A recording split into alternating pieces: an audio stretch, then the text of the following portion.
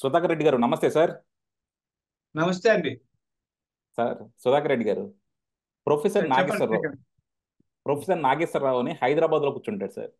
హైదరాబాద్లో కూర్చొని ఆయన చేసే ఒకే ఒక పని ఏంటంటే ఆంధ్రప్రదేశ్ మీద విషం చిమ్మటం, ఎస్పెషల్లీ తెలుగుదేశం చంద్రబాబు గారి మీద విషం చిమ్మటం అండ్ జగన్మోహన్ రెడ్డిని ఎలా కావాలన్నా సపోర్ట్ చేసుకోవటం. ఆయన ఏంటంటే దేనికి ఏది కావాలన్నా సరే ఒక పిచ్చి లాజిక్ తీసుకొచ్చి ఆ లాజిక్ చుట్టూ ఒక కథ అల్లుతాడు అనమాట. అలాగే జగన్మోహన్ రెడ్డి గారు 2019లో చంద్రబాబు గారిని అసెంబ్లీలో చిటికేస్తా చెప్పాడనమాట, నేను నిన్ను కావాలనుకుంటే ఏమైనా చేస్తానని. దాన్ని సమర్థిస్తా ప్రొఫెసర్ నాగేశ్వరరావు గారు అప్పుడు వీడియోలు చేశారు. అవును, జగన్మోహన్ రెడ్డి చిటికేస్తే చాలా జరుగుతాయి, జగన్మోహన్ రెడ్డి చిటికేస్తే చంద్రబాబుకి ప్రతిపక్ష హోదా పోతుంది అని ఆ రోజు ప్రొఫెసర్ నాగేశ్వరరావు గారు చాలా క్లియర్గా చెప్పారు. మళ్ళీ ఈ రోజు ఎప్పుడైతే జగన్మోహన్ రెడ్డి గారు ప్రతిపక్ష హోదా కోసం అభ్యర్థిస్తున్నారో అక్కడ వచ్చేసి అవును, ప్రతిపక్ష హోదాని మనం ఎవరూ తీసేయలేము, ప్రతిపక్ష హోదా ఎక్కడా కూడా 10% సీట్లు వస్తేనే ప్రతిపక్ష హోదా ఇవ్వాలని రాసిలేదు, జగన్మోహన్ రెడ్డి చెప్తుంది కరెక్టే, ఆయనకి ప్రతిపక్ష హోదా ఇవ్వాలని చెప్పి ఈ రోజు కొత్త పాట పాడుతా ఉన్నాడు అనమాట. అంటే జగన్మోహన్ రెడ్డికి ఎలా కావాలంటే అలా పాట పాడటానికి ప్రొఫెసర్ నాగేశ్వరరావు ఉన్నాడు. అలాగే ఆంధ్రప్రదేశ్ మీద చంద్రబాబు మీద ఏడవటానికి తప్ప ఆయనకి వేరే పని ఇంకోటి అయితే ఉన్నట్టు ఎక్కడా కనపట్లేదు. ఏ రోజు కూడా ఎక్కడా రేషనల్గా మాట్లాడు. అలాగే ఎలక్షన్స్ ముందు కూడా చెప్పాడు, 2019లో చాలా క్లియర్గా చెప్పాడు చంద్రబాబు ఓడిపోతున్నాడు ఓడిపోతున్నాడు ఓడిపోతున్నాడు అని. అదే 2024లో అది పసిగట్టడంలో ఎక్కడో విఫలమయ్యాడు పాపం. ఇక్కడేమో ఫైట్ చూస్తుంటే చాలా టఫ్గా ఉందండి, ఇద్దరిలో ఎవరైనా గెలవచ్చండి అని చెప్తా ఉన్నాడు. అసలు ఇలాంటి వాళ్ళని ఎలా చూడాలి సార్? మేధావులు అని చెప్పుకునే ఇలాంటి వాళ్ళని మనం ఎలా చూడాలి? సరే, మంచి ప్రశ్న వేశారు. మన మన దేశంలో నాకు ఈ మేధావులు అనే మాట మీద తొలి నుంచి కొంత నేను విననండి. నేను ఇప్పుడు కాదు, చిన్నప్పుడు చదువుకునేటప్పుడు 6, 7 తరగతిలో చదివేటప్పుడు మా టీచర్లు మాకు అన్ని తెలిసండి, ఏం తెలిసి అని నీకు చాలా అనేవాడిని. నన్ను కొద్ది తొలవ రౌడి అనేవాళ్ళు. మేధావి అంటే ఏదో ఒక అంశంలో అతను ఎక్కువ జ్ఞానం సముపార్చి ఉండొచ్చు, తెలివితేటలు ఉండొచ్చు, వివేకం అవన్నీ ఉండొచ్చు. సామాజికంగా పరిపూర్ణమైన వికాసం కలిగిన వ్యక్తులు చాలా అరుదుగా ఉంటారు. ఇది అందరూ అందరూ కూడా అందరికి ఇది అందరూ వినాలి. ఇప్పుడు ఒక గొప్ప లాయర్ ఉంటాడు, తిమ్మిని బమ్మిని చేసి ఏమైనా చేసి వాదించగలడు. అయితే అతనికి ఫ్యామిలీ రిలేషన్స్ బాగా లేకపోవచ్చు. నేను మీకు ఒక చిన్న ఉదాహరణ చెప్తాను. నేను మొన్ననే ఒక ఆ, అంటే ఆ ప్రొఫెషన్ చెప్తే ఆమె డాక్టర్, చాలా మంచి బాగా చదువుకుని గోల్డ్ మెడలిస్ట్ అండి, పీజీ కూడా చేశారు. ఒక అబ్బాయిని పెళ్లి చేసుకున్నారు. పెళ్లి చేసుకున్న తర్వాత 1 ఇయర్ తర్వాత బిడ్డ కూడా పుట్టింది. పుట్టిన తర్వాత అతనికి స్కిజోఫ్రెనియా అని తెలుసుకున్నది. అతను అన్ని రోజులు ఈమెకి తెలియకుండా మందులు వాడుతున్నా అది గొడవ అయింది. ఇప్పుడు విడాకులు కోసం వచ్చింది. నా దగ్గరికి సలహా వచ్చారు. నేను అడిగాను, నువ్వు ఎలా డాక్టర్ అయ్యావమ్మా అనే. గోల్డ్ మెడలిస్ట్ అంటారు. గోల్డ్ మెడలిస్ట్ స్కిజోఫ్రెనియా అనేది సైకలాజికల్ గా చాలా పెద్ద డిజార్డర్ అండి. అంటే మనం వాడుక భాషలో పిచ్చి అంటుంటాం కదా, ఏదో వాళ్ళ భ్రమలో భ్రాంతుల్లో ఉంటాడు, ఎడ తిరుగుతుంటాడు.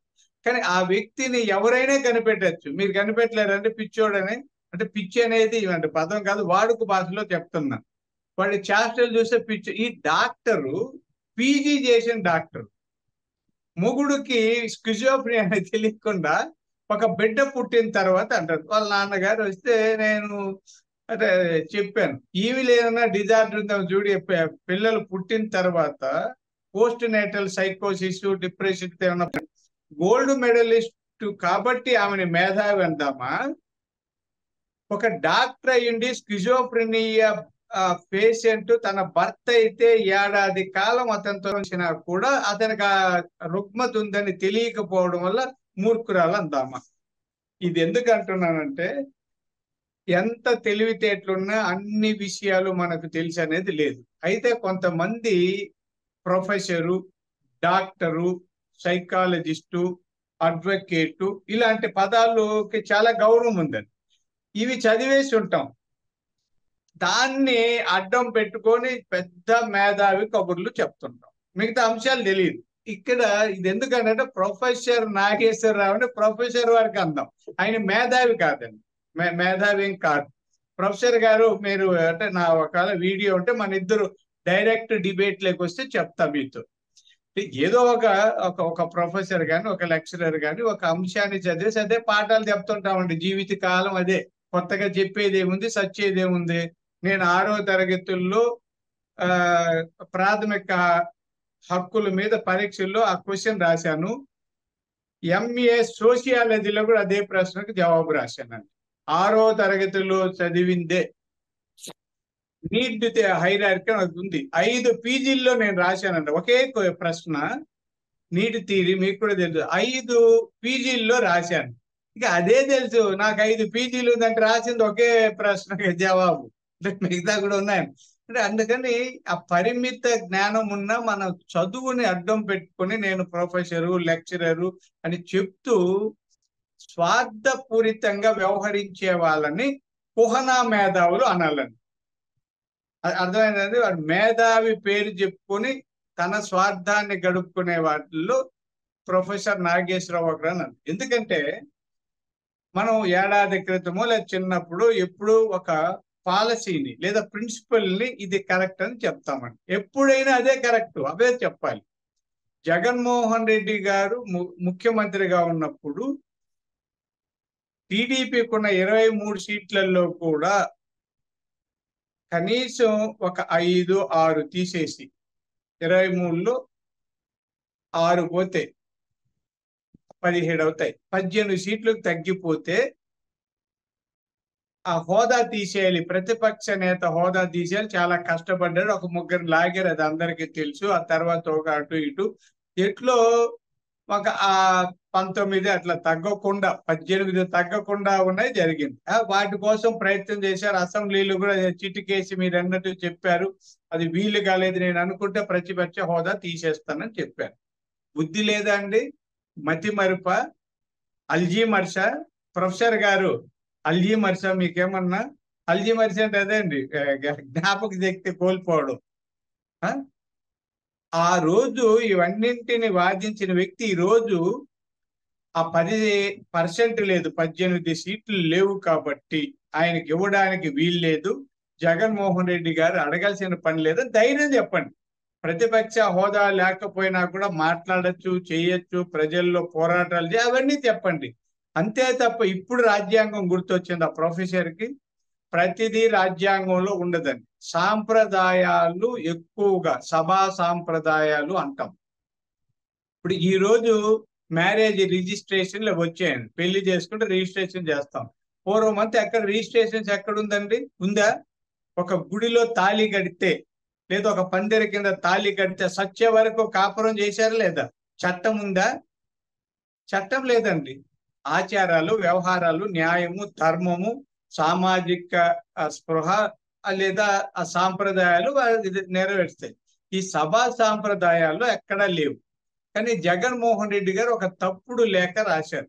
తప్పులతో లేఖ అంటే ఆ లేఖలో తప్పులు పొందుపరిచారు. ఎవరు? ఉపేంద్ర గారు 84లో లోక్సభ ఎలక్షన్ జరిగిన తర్వాత వాళ్ళకు 30 సీట్లు ఉంటే కూడా ప్రతిపక్ష హోదా అనుభవించాడు. ఆయన రాజ్యసభ సభ్యుడు, లోక్సభలో లేదు. అప్పుడు ఎవరు ఇవ్వలేదండి. అంటే వాళ్ళు మాటలు అవన్నీ మాట్లాడడం వల్ల ఆయన పార్లమెంటరీ కమిటీ చైర్మన్ అనుకుంటా. అక్కడ వాళ్ళు రోజు పార్లమెంట్ లో అంటే లోక్సభలోనో రాజ్యసభలోనో మాట్లాడితే బాగా పత్రికల్లో వార్తలు వస్తుంటే మనం ఆయన ప్రతిపక్ష నాయకుడు అన్నాం. హోదా ఉందా లేదా ప్రజలకు అవసరం లేదు. బాగా మాట్లాడే వాళ్ళకి ఆ హోదా వీళ్ళే ఇచ్చారు ప్రజలు. అలాగే ఆయన చెప్పాడు 94లో కాంగ్రెస్ పార్టీకి 26 సీట్లు వచ్చాయి ఉమ్మడి ఆంధ్రప్రదేశ్ లో 294లో. వీళ్ళకి ఆ ప్రతిపక్ష హోదా అంటే అంత 10% లేకపోయినా అప్పుడు ఇచ్చారు అని అన్నారు. కాదండి, అప్పుడు పి జనార్దన్ రెడ్డి గారు ఉన్నారు. ఆయన విపరీతంగా పోరాటాలు చేశారు. ఆయన ఇప్పుడు మాస్ లీడర్, మాస్ లో నుంచి వచ్చాడు. దాంతో బాగా పత్రికల్లో సిఎల్పి లీడర్ అని బాగా ప్రచారం. ఆ సిఎల్పి లీడర్ ఆయన ప్రతిపక్ష హోదా. Congress legislative party leader CLP leader అంటే అది బాగా ఫెమిలియర్ అయింది కాబట్టి వీళ్ళకి తెలియకుండా దాన్ని అనుకుంటున్నారు. ఢిల్లీలో ఒకసారి ఆ 7 ఉండాల్సినది లేకపోయినా 3 ఏదో ఉంటే బీజేపీ వాళ్ళకి ప్రతిపక్ష హోదా కల్పించారు అనేది ఒకటి. ఇంకెక్కడ దేశంలో అలాంటి సందర్భాలు జరగలేదు. ఎక్కడో ఎవరో దయదలిచో ధర్మానికో ఏదో ఉండనీయలేని చేస్తే అది సాంప్రదాయం కిందకి రాదు కదండి. మెజారిటీ ఉన్నదే చూస్తుంటాం. కాబట్టి ప్రొఫెసర్ నాగేశ్వరరావుని మేధావి అని అనడం తప్పు.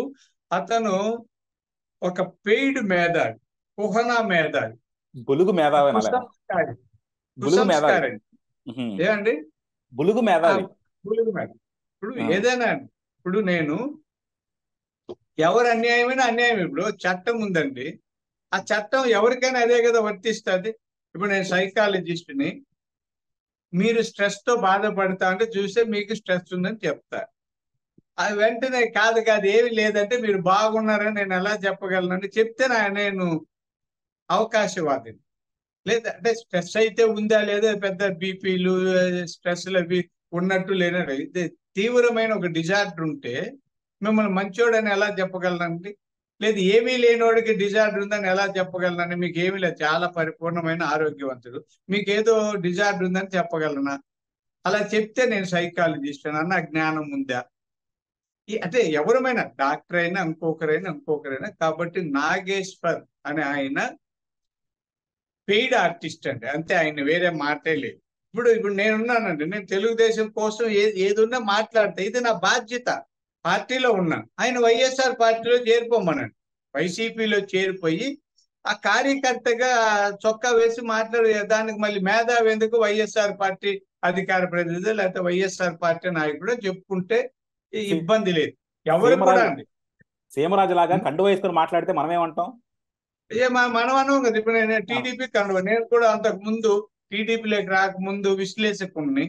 నేను మీకు చెప్తాను, ఒక దశలో అడిగాను, ఇలానే సార్ మీరు విశ్లేషకుడుగా మాకు మాట్లాడగలంటే అలా ఎలా మాట్లాడతానని. విశ్లేషకుడు అంటేనే అది అది వేరే రోల్. టీడీపీ తప్పు చేసినా కూడా చెప్పాలి, ఎవరు చెప్పినా.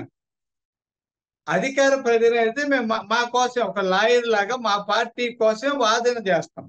మేము చేసేది ఇది ధర్మం, అర్థమైందే?